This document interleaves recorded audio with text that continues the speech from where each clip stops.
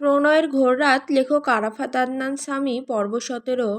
প্রায় ঘণ্টাখানিক পর মায়ের জ্ঞান ফিরল। নিস্তব্ধ ঘরটায় জানালার ফাঁক দিয়ে ঢোকা নরম আলো তার মুখে পড়ছে। আস্তে আস্তে চোখ মেলে চারপাশে তাকালো সে। মাথা কেমন ঘুরছে, শরীর ভারী লাগছে। কিছুটা বিভ্রান্ত স্বরে জিজ্ঞেস করলো, আমি কোথায়? এটা কার রুম? সোফায় বসে থাকা কৌশিক চমকে উঠল। মায়ের চোখ খোলা দেখে একটু স্বস্তির হাসি ফুটল তার মুখে, কিন্তু পরক্ষণে একটা অজানা লজ্জায় দৃষ্টি নামিয়ে নিল। তবুও সাহস সঞ্চয় করে উঠে এলো মায়ের পাশে। মায়া নিভু নিভু চোখে তাকালো তার দিকে, কণ্ঠে হালকা কাঁপুনি। আমি কোথায়? কে আপনি? আমাকে এখানে কেন এনেছেন? কে আপনি? কৌশিকের ভ্রু কুঁচকে গেল। ঠোঁটে তির্যক হাসি টেনে গম্ভীর স্বরে বলল, মাই ড্রামা কুইন, ড্রামাটা এবার বন্ধ করো। রুমটা দেখে চিনতে পারছো না? এটা আমার রুম, যা কয়দিন পর আমার থেকে আমাদের রুম হবে, বুঝলি? কৌশিকের কণ্ঠের কঠোরতা মায়ের ভেতরে যেন হালকা কাঁপুনি তুলল। সে তাড়াতাড়ি উঠে বসল। চুলগুলো ঠিক করতে করতে চারিদিকে একবার চোখ বুলিয়ে নিল। ঘরটা পরিষ্কার পরিচ্ছন্ন। দেওয়ালে ফ্রেমে ঝোলানো কিছু ছবি, এক কোণে রাখা গিটার, সবই কৌশিকের পরিচিত গন্ধে ভরা। কিছুক্ষণ চুপ করে থেকে হালকা অভিমানের সুরে বলল, এমন করে বলার কি আছে? একটু শান্তভাবে বলা যায় না? কৌশিক তাকিয়ে রইল তার দিকে, মনে মনে বিড়বিড় করে বলল, এটা কি হলো? ও কিভাবে এমন স্বাভাবিকভাবে কথা বলছে? ওর তো এতক্ষণে লজ্জায় লাল নীল বেগুনি হয়ে যাওয়ার কথা, কিন্তু ওর মুখে একটু লজ্জার ছাপ নেই কেন? একটু আগের ঘটনা ওর মনে নেই নাকি? তার চোখে বিস্ময়, মুখে অল্প কৌতুকের ছায়া। মায়ের দিকে তাকিয়ে ভ্রু উঁচু করে বলল, আচ্ছা মায়া, তোর কিছু মনে নেই? কিসের কথা বলছেন আপনি? তোর একটু লজ্জা করছে না আমার সঙ্গে কথা বলতে? মায়া ভ্রুকুচকে বলল, আপনার সঙ্গে কথা বলতে কেন লজ্জা করবে শুনি? না, এমনি বললাম। এ কথা বলে কৌশিক চুপ হয়ে গেল। মায়াকে আর চোখে দেখে সে মনে মনে বিড়বিড় করতে লাগলো, আশ্চর্য, এত কিছু ঘটে গেল আর কিছুই মনে নেই। উফ, আমিও না, নিশ্চয়ই লজ্জা পাবে বলে এমন ভাব করছে। ঠিক সেই মুহূর্তে মায়া হঠাৎ জোরে চেঁচিয়ে উঠল, আহ! কৌশিক ভাইয়া, বাঁচান! আহ! চিৎকারের সঙ্গে সঙ্গে মায়া কৌশিককে আষ্টেপৃষ্ঠে জড়িয়ে ধরল। শার্ট খামচে ধরে সে নিজের মুখ লুকালো কৌশিকের বুকে। কৌশিক মায়ের চিৎকার শুনে ভয় পেয়ে গেল, সাথে সাথে বলল, কি হয়েছে মায়া? মায়া কৌশিকের বুক থেকে মাথা না উঠেই বলল, সরান আগে ওদেরকে। কাদের সরাবো? এখানে তুই আর আমি ছাড়া কেউ নেই। না আছে। কি?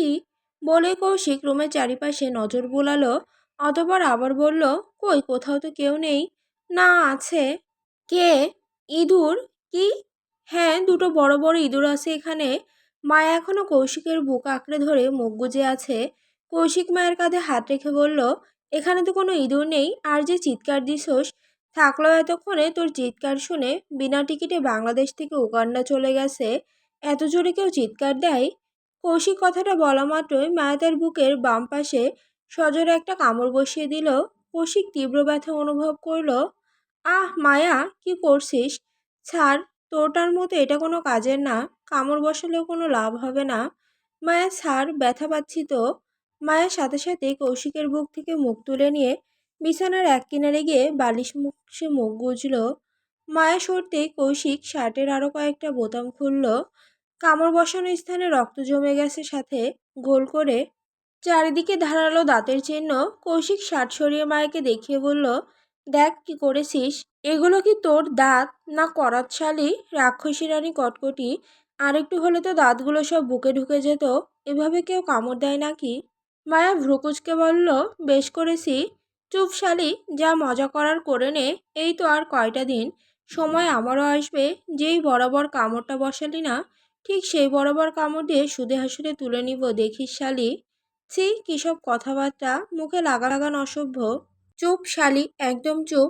আর আমাকে আগে এটা বল, ইঁদুর দেখে এমন কেউ চিৎকার দেয়? কৌশিকের কথা শুনে মায়া সব ভুলে একটু বাচ্চা সুলভ স্বরে বলল, কি করব কৌশিক ভাই, আমি ভীষণ ভীষণ ভীষণ ভীষণ ভীষণ ভীষণ। কৌশিক গম্ভীর কণ্ঠে বলল, মরি ভীষণের পরে বল। মায়ের ঠোঁটগুলো বাঁকিয়ে বলল, জানেন কৌশিক ভাই, আমি ভীষণ ভয় পাই ইঁদুর দেখে। তখন দেখেননি ইঁদুর আমার কাছে ছিল বলে ভয়ে কিভাবে অজ্ঞান হয়ে গেছিলাম। হোয়াট? কি হয়েছে? মানে ইঁদুর দেখে তখন জ্ঞান হারিয়েছিলি? হ্যাঁ, আর তাও দুটো বড় বড় ইঁদুর ছিল, তাই বেশি ভয় পেয়ে গেছিলাম আমি। কৌশিক মায়ের কথা শুনে ঠাস করে কপালে হাত রেখে দিয়ে বলল, ছি মাইরি, কি হলো কৌশিক ভাই? কিছু না। কিছু তো হয়েছে কৌশিক ভাই, বলেন না। যা হবার তা তো হয়ে গেছে, বাদ দে। এই আমি অজ্ঞান অবস্থায় আপনি আবার আমার সাথে উল্টোপাল্টা কিছু করেননি তো? ধ্যাত, চুপ থাকতো। তোর সাথে আমি আর কি করব? যা হবার তো সব আমার সাথেই হয়। তবে মানতে হবে, খাসা একখান কপাল আমার। মায়া কৌশিকের এই কথায় তেমন গুরুত্ব না দিয়ে বলল, এই রুমে আপনার মতো একটা জলজন্ত ষাঁড় থাকে, এটাই কি যথেষ্ট নয়? সাথে ইঁদুর পালার কি দরকার? এমন সময় মায়ের মুখ থেকে এই কথা শুনে খুশির মাঝে কৌশিক বেশ রেগে গেল। মায়ের পানে রক্তিম চোখ নিক্ষেপ করে ধমকের স্বরে বলল, থাপ্পড় চিনিস? এক থাপ্পড়ে 4 আটা 32 পাটি দাঁত খুলে হাতে ধরিয়ে দিব। মায়া কৌশিকের ধমকে থতমত খেয়ে গেল, আঁকড়ে ধরল বালিশ, সাথে সাথে চোখ বেয়ে গড়িয়ে পড়ল দুফোঁটা নোনা জল। কৌশিক তা দেখে বেশ অবাক হয়ে গেল। প্রতি কথায় এত মুড সুইং হয় কিভাবে এই মেয়ের? মনে মনে ভাবল কৌশিক। কৌশিক সাথে সাথে মায়ের কাছে এসে বসলো। হাত দিয়ে চোখ মুছে দিতে চাইলে মায়া বলল, একদম ছোবেন না আমায়। আপনি একদম ভালো না। আপনার সঙ্গে এখন থেকে কোনো কথা নেই আমার। আপনার সঙ্গে এখন থেকে আড়ি। কিন্তু আমি তো তোর সাথে আড়ি করব না। না করলে নাই, কিন্তু আমি আর আপনার সাথে কথা বলবো না। থাকেন আপনি আপনার রুমে। বলেই মায়া যেই বিছানা থেকে উঠে চলে যেতে যাবে, অমনি কৌশিক মায়ের এক হাত ধরে নেয়, সাথে সাথে এক হ্যাঁচকা টানে মায়াকে তার কোলে বসিয়ে দিয়ে বলল, আমার পারমিশন ছাড়া কোথায় যাওয়া হচ্ছে শুনি? ছাড়ুন আমার হাত, আমার ব্যথা লাগছে। সরি সরি সরি, আপনার সাথে কোনো কথা নাই, ছাড়ুন আমায়। সরি বললাম তো। বললাম না, ছাড়ুন আমায়। যার ধমক দিব না এবার তো। কৌশিকের কথাটা টান দিয়ে মায়া অভিমানী স্বরে বলল, না এভাবে ক্ষমা করব না। তাহলে একটা গান বলেন, তাহলে করব, না হলে করব না। ও, এই ব্যাপার? এটা তো আমার বাঁ হাতের খেলা। দাঁড়া, এখনই বলছি। এই না না, শুধু গান গাইলেই হবে না, সাথে আমার একটা শর্ত আছে। না না, আমি কোনো শর্ত মর্ত মানতে পারবো না। আপনার সাথে না আড়ি করলাম, ছাড়ুন আমার হাত, ছাড়ুন বলছি।